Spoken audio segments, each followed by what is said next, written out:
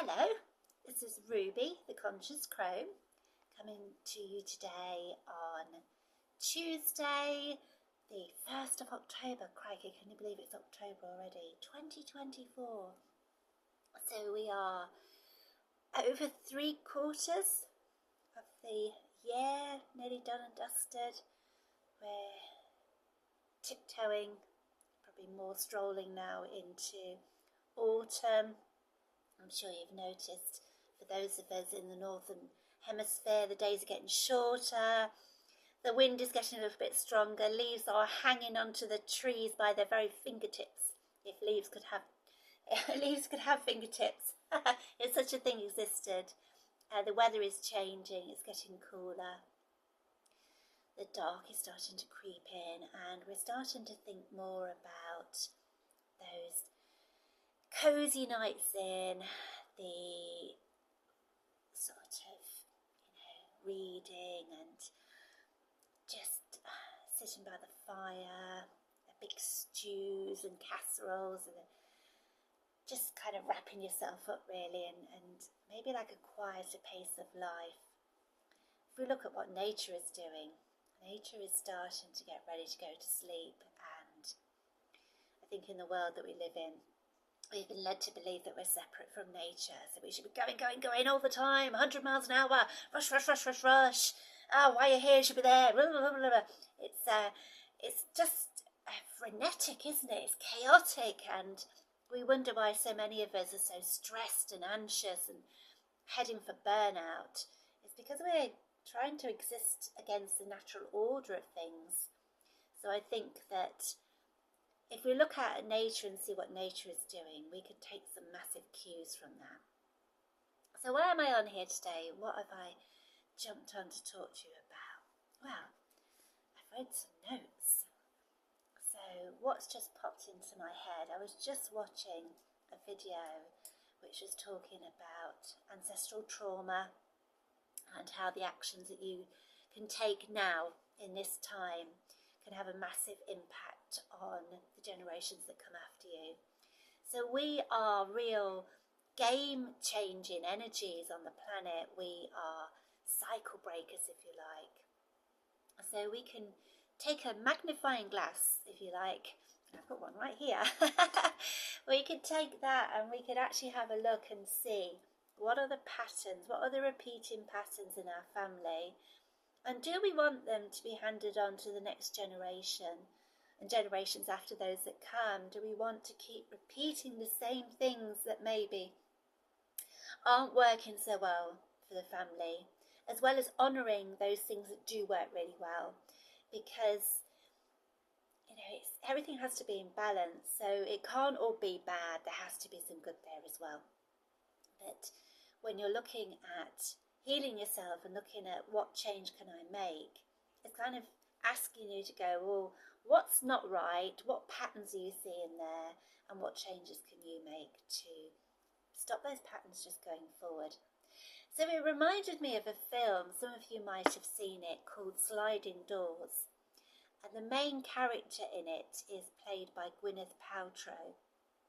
And a story, as it begins, is she is going out with some complete deadbeat boyfriend who is knocking off some woman on the side, and I think this woman, I don't know, I can't remember if she's got some involvement with the main character.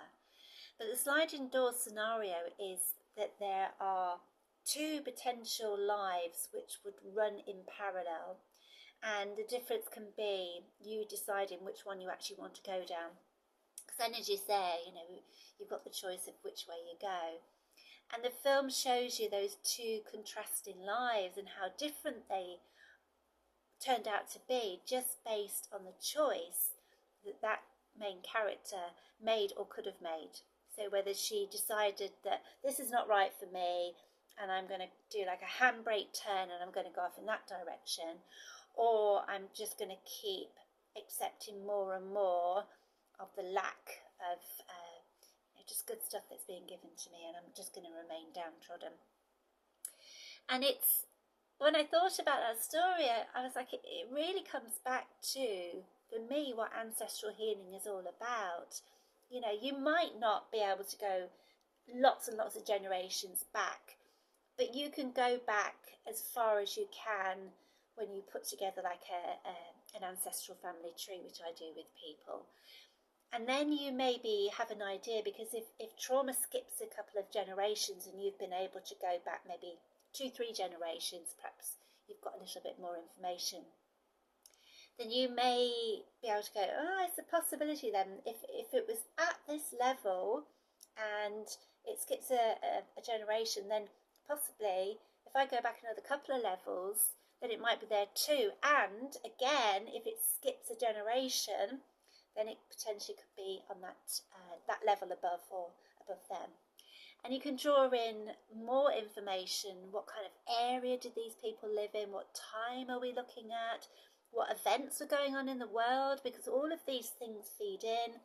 You know, if they were born in a time of great deprivation, if there was wars going on, you know, given the age that they were, is it possible that it would have had an impact on them? Were they in that part of the world? Were they fleeing something?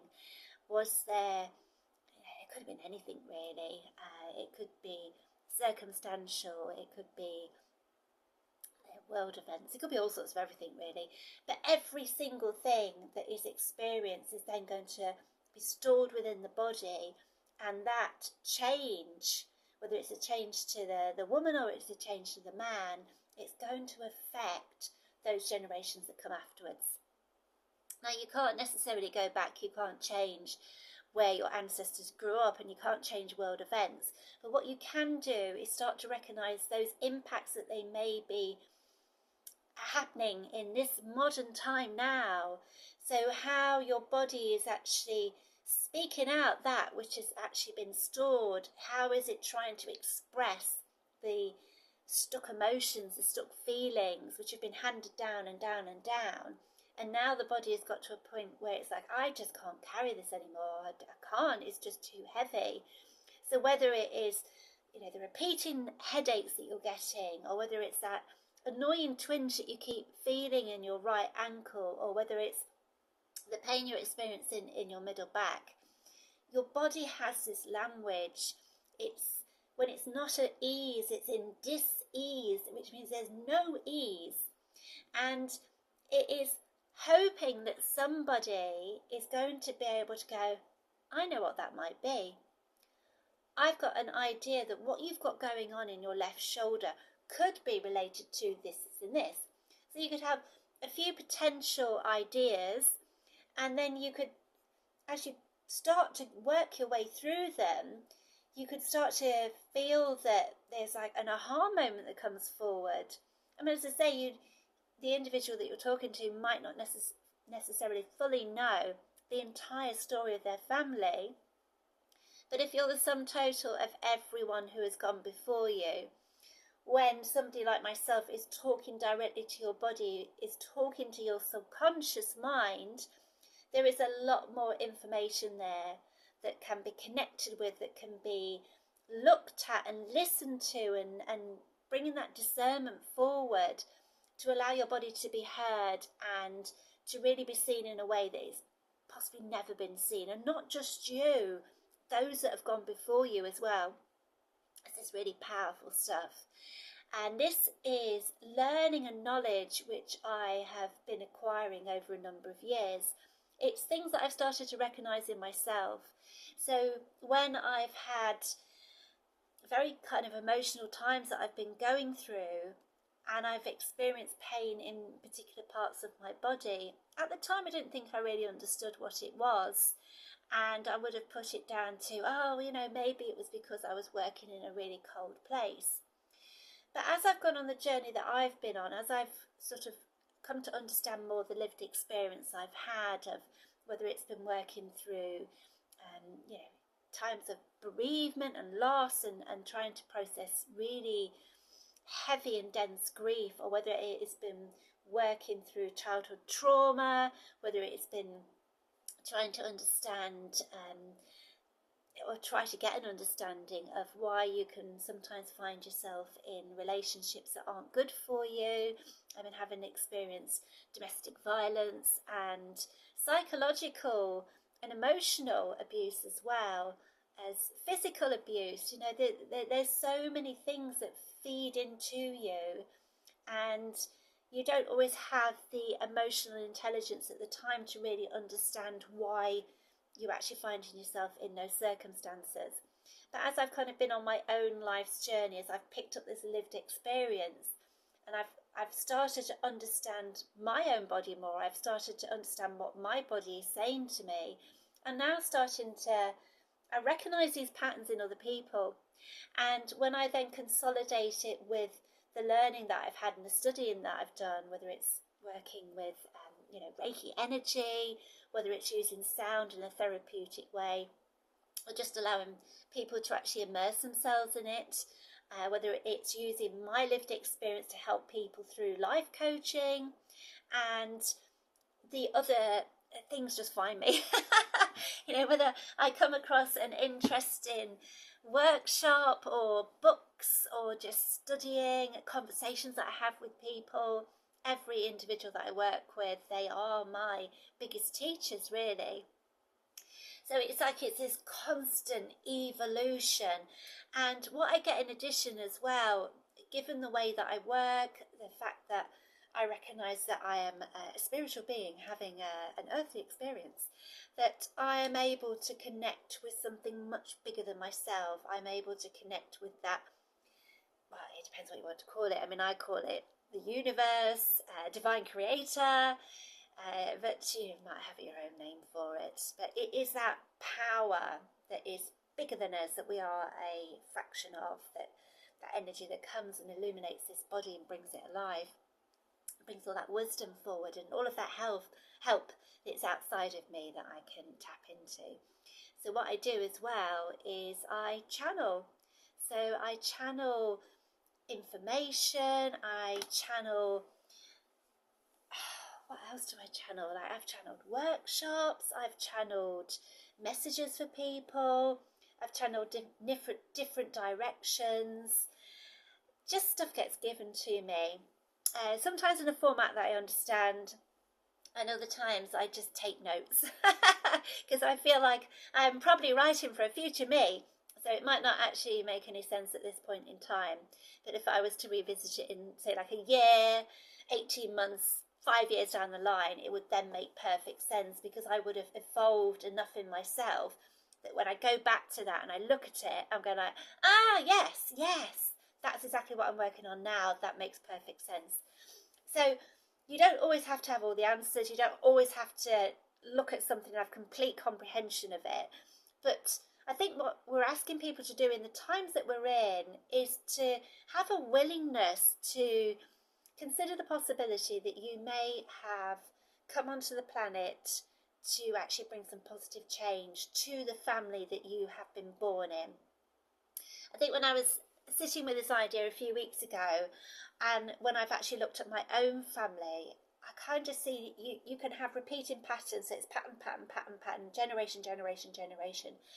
And then when I look at my dad, I kind of feel like my dad was what I would have called a field to heal. So it based on his story, just being born into the family that he was born into, there was definitely a lot of ancestral trauma based around the Irish famine and the upheaval even, the upheaval of moving from where you were, like completely uprooting your life and relocating. So all of that must have been quite unsettling, I imagine. The tremendous loss of life, whole families were just wiped out. So that trauma is definitely within going up like my dad's mum's side of the family, definitely. But then when I look at my dad's side of the family, there's Welsh and Irish in there as well. So they came from coal mining stock, from the Welsh valleys. So a lot of tough lives, and I don't know enough about the the Irish side there, but just based on when I've done some divination, I think there is loss of children there as well. So you've got all of that very sort of dense energy, and that kind of went into my dad. And my dad, bless him, he really struggled, not just with his physical health right from when he was little right up until when he died, but he also really suffered with his mental health. And what I've come to realise now, I think based on my own journey and starting to, I think I actually understand him better in death than I did in life really, is that he's what I would call like a feel to heal. So he has come into this world to actually feel a lot of what went before him, but not necessarily have enough emotional strength to be able to express how he's really feeling. So a lot of repression, a lot of actually being overwhelmed with his really heavy emotions and not knowing what to do with them, and actually rather than speaking them out, he was actually storing them away in his body. And each time he had a mental episode, it was like there was different physical things that would happen to him. And like I say, now when I look at it, I just go, oh my gosh, yes, I can understand what that relates to, and now I know why that was going on. So when I've come onto this planet, I've come in as a cycle breaker. So my ride has not been easy, not by any stretch of the imagination, but what it has done is it has enabled me to build my emotional intelligence. It has empowered me to come to the realization that even though some of the things that I've been through have been truly awful, I wouldn't wish them on anybody, I would have no desire to repeat them, they have all been necessary to actually get me to the point that I'm at now, because everything that I have experienced now I can use to empower other people who might have been through similar things.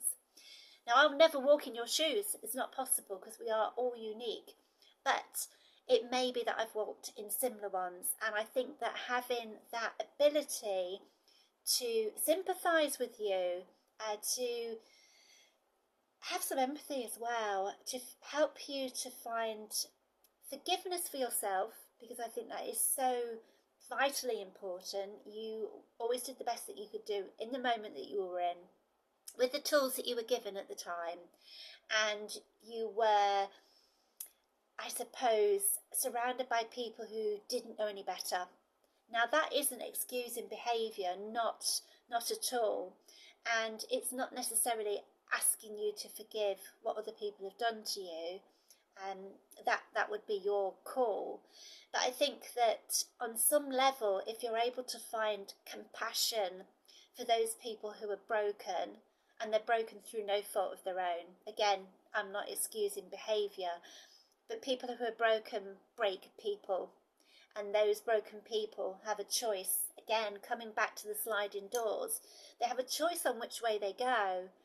So I think that when you have been around people who are broken, they don't have the tools themselves, they don't have the emotional intelligence themselves to be able to empower you to come out the other side of being broken. So quite often you'll go on this really long learning journey, and you'll have so many twists and turns and handbrake turns and bomb on the path moments, and everything like crumbles into nothing, and you pick yourself up and you might go off and you might repeat it all over again and again and again and again. You'll feel like you're in some kind of Groundhog Day, and then you might finally get that moment where you go, I'm not doing this anymore. And it may take you a long time to get there. Some people get there quicker. Some people go their whole lives and it never changes. And they might have to come back and live it all over again in another way. Who knows? It depends whether you believe in living more than one time. I certainly do.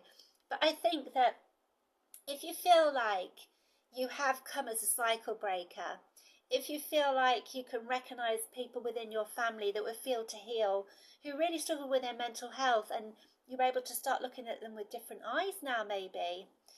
If you understand the opportunity that you have, because once you know that you're a cycle breaker, or you have an inkling you might be, that you're here to make some really positive and powerful changes to your family dynamics going forward, then get help, get support. Reach out to those who you feel drawn to who might be able to help you. People like me, because I get it.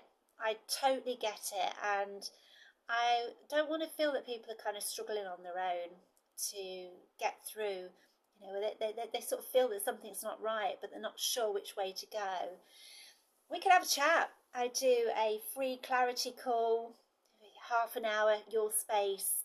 There's no charge, as I say, it's free.